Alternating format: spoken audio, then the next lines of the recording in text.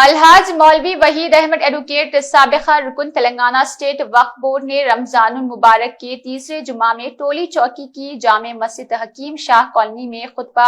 جمعہ خطیب مسجد حافظ جناب محمد نعیم الرحمان ساحل نے دیا، جس میں خاص کر کے نصف رمضان کے ختم کے ساتھ اسلامی تاریخی واقعات کا تذکرہ کیا۔ غزوہ بدر، فتح مکہ، ولادت امام حسین نواسہ رسول اور شہادت حضرت علی شامل ہے، اور تمام مصلیان مسجد کو سنت الاعتکاف کی فضیلات سے بھی واقف کروایا، اور اعتکاف کا عمل کے ذریعے ہم شب قدر حاصل کر سکتے ہیں، جس کے حافظ وقاری امام تراویح نے سید مرتضی حسین نے سلام کا نذرانہ پیش کیا، جس کے ساتھ ہی درود شریف کی محفل منعقد ہوئی، جس میں سابقہ رکن وقف بورڈ مولوی الحاج وحید احمد ایڈوکیٹ نے شرکت کی اور نماز جمعہ بھی ادا کیا، اور ملک کی ترقی، سلامتی اور امن کے لیے دعا کی گئی، خاص کر مسلمان ہند کی ترقی، خوشحالی اور سلامتی کے لیے بھی دعا کی گئی، اور وحید احمد ایڈوکیٹ نے مصلیان مسجد کو تیسرے جمعہ کی مبارکباد دی۔